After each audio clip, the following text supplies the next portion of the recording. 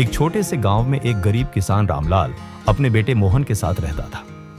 रामलाल के पास न तो ज्यादा जमीन थी न पैसे, फिर भी वह बहुत मेहनती और ईमानदार था। जिंदगी का एक ही सपना था, अपने बेटे को पढ़ा लिखा कर बड़ा आदमी बनाना। संघर्ष की शुरुआत गांव में सूखा पड़ा हुआ था। रामलाल की छोटी सी जमीन में कुछ नहीं उग रहा था। परिवार का पेट पालना मुश्किल हो गया था।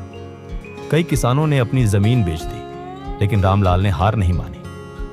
उसने अपने बेटे मोहन से कहा, बेटा, हालात कितने भी बुरे हो, अगर मेहनत ना छोड़ी जाए तो रास्ता जरूर निकलता है। शिक्षा का सपना रामलाल ने खेत में दिन रात काम किया ताकि मोहन की स्कूल फीस भर सके। मोहन भी पढ़ाई में बहुत होशियार था।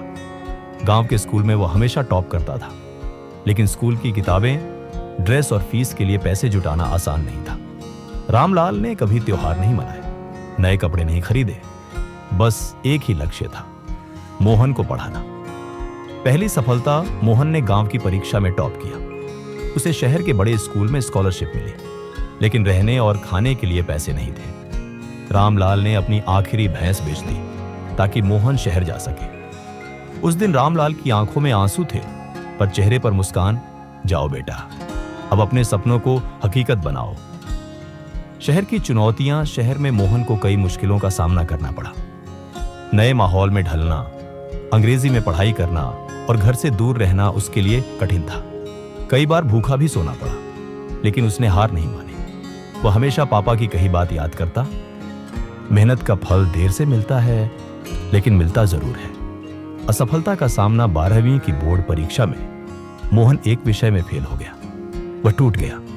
सोचा कि पापा की सारी मेहनत बर्बाद हो गई, लेकिन जब उसने फोन पर रामलाल को बताया तो उन्होंने कहा, गिरने से मत डर बेटा, किसान की फसल हर बार अच्छी नहीं होती, पर वह बोना नहीं छोड़ता। यह बात मोहन के दिल में घर कर गई। उसने फिर से मेहनत शुरू की। सफलता की शुरुआत अगले साल मोहन ने टॉप किया और इंजीनियरिंग कॉलेज में दाखिला मिल गया। उसने पार्ट टाइम जॉब की, ट्यूशन पढ़ाए और अपनी पढ़ाई खुद पूरी की। 4 साल बाद मोहन एक मल्टीनेशनल कंपनी में सॉफ्टवेयर इंजीनियर बन गया। पहली तनख्वाह से उसने अपने पिता को एक स्मार्टफोन भेजा और वीडियो कॉल की। रामलाल की आंखों में आंसू थे। देखा बेटा, मेहनत की फसल आखिर लहलहा ही गई। गांव की वापसी कुछ सालों बाद मोहन गांव लौटा। अब वह सिर्फ बेटा नहीं था, गांव का हीरो बन गया था। उसने गांव में एक स्कूल खोला, किसानों के लिए नई तकनीकें लाया और पानी की व्यवस्था सुधारी। रामलाल अब बूढ़े हो चुके थे, पर उनके चेहरे पर संतोष था।